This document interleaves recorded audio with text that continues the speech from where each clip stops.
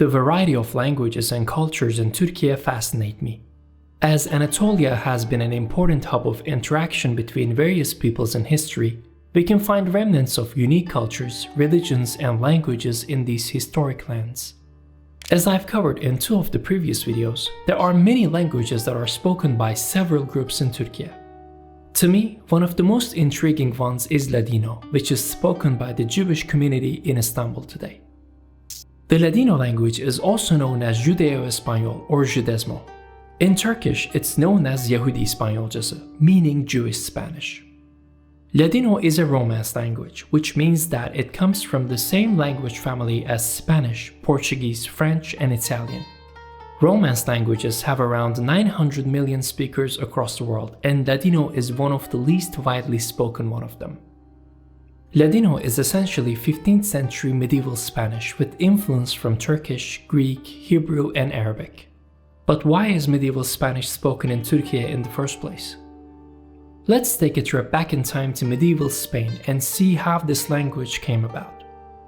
In the 15th century, there was a significant population of Sephardic Jews in the Iberian Peninsula, which is now Spain and Portugal.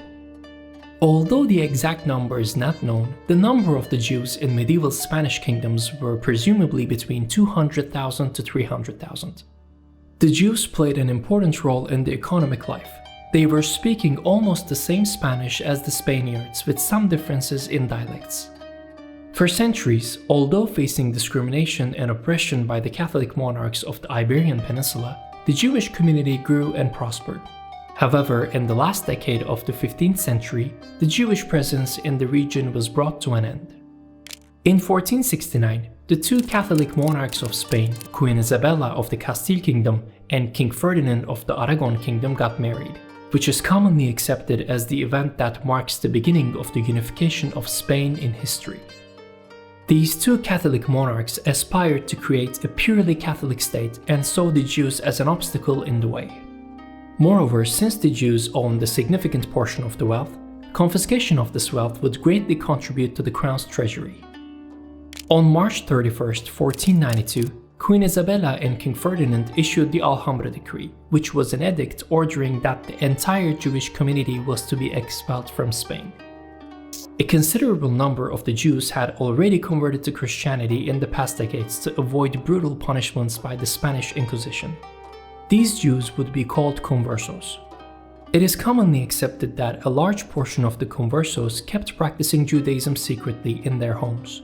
However, the rest of the Jews, with numbers as high as 100,000, would be forced to leave Spain within 4 months after the edict was issued. A big portion of the Sephardic Jews who were forced to leave sought refuge in the Ottoman Empire.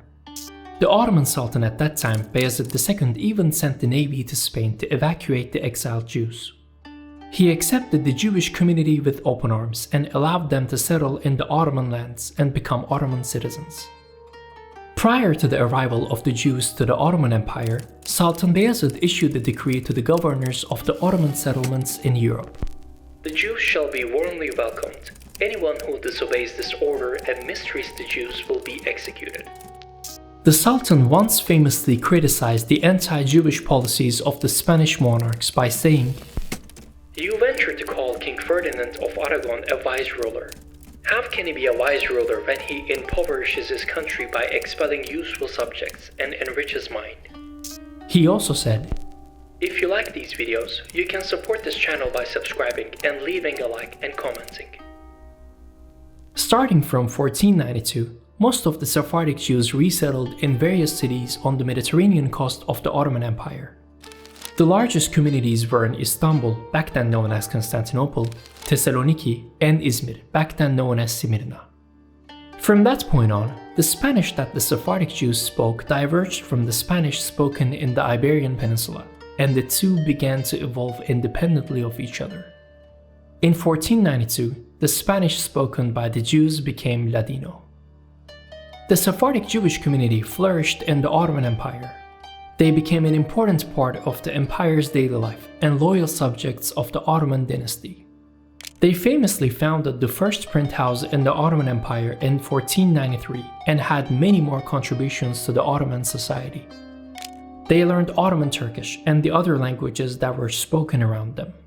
However, they also kept speaking Ladino and preserved their heritage until today.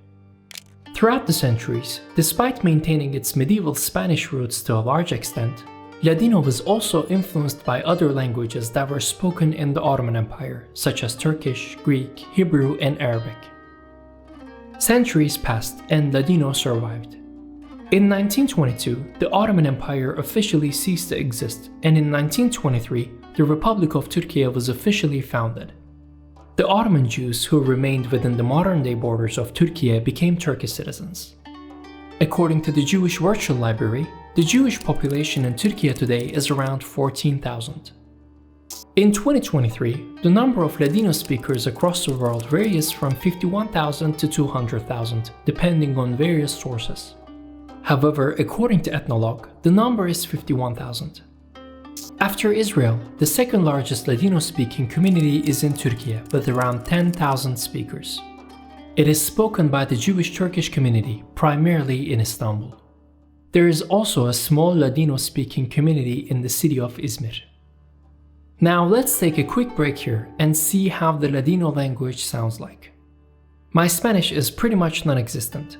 I know some basic phrases and words, however, even I was able to notice the similarities between Ladino and Spanish in the clip you're about to see.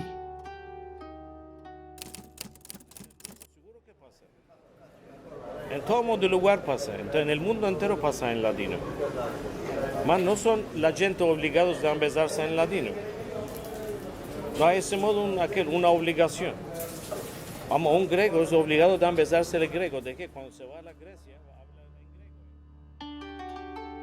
I think Spanish speakers must have had no hard time understanding Ladino in the clip. While doing research about this language, I saw that Spanish and Ladino are mutually intelligible to a great extent. Did you know that Tom Hanks acted in a movie that was partially in Ladino? 1986 American movie Every Time We Say Goodbye takes place in the World War II era. It's about an American pilot, played by Tom Hanks, falling in love with a Sephardic Jewish girl in Jerusalem.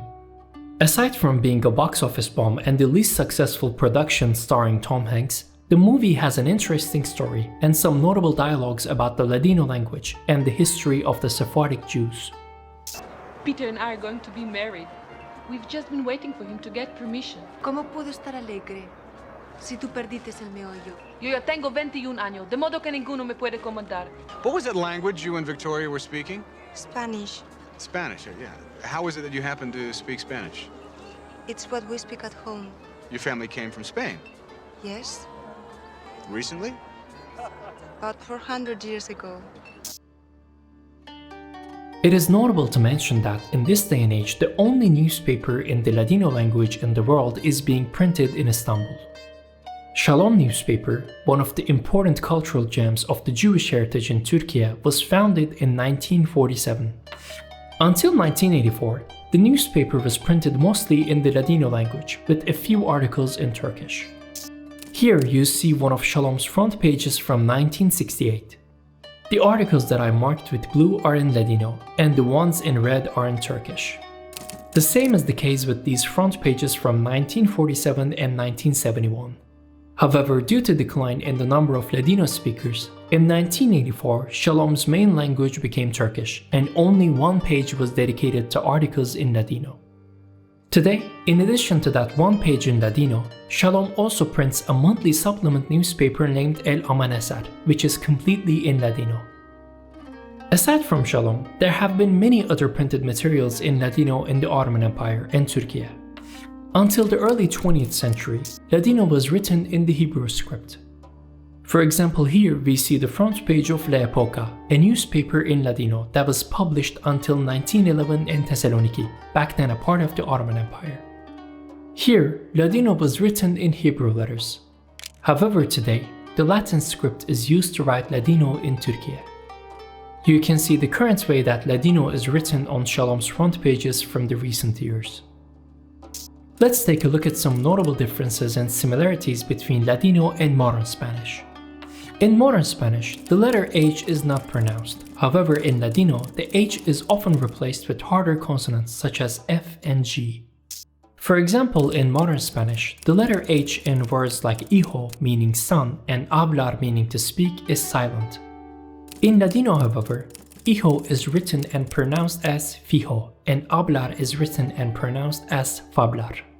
In addition, ahora meaning now in Spanish is agora in Ladino.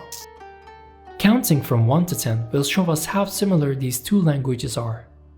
In Spanish it goes 1, 2, 3, 4, 5, 6, 7, 8, 9, 10. In Ladino it is 1, 2, 3, 4, 5, 6, 7, 8, 9, 10. Today, although there are attempts from the younger members of the Jewish Turkish community to revive Ladino, it is labeled as an endangered language. Sadly, the number of Ladino speakers in Türkiye are in decline. As a Turk and Turkish citizen, I am deeply honored to see such diversity in my country. It is my wish that Ladino goes through a solid revival and spoken more in Türkiye. And this is the end of our journey from medieval Spain to modern-day Türkiye. Thanks for watching.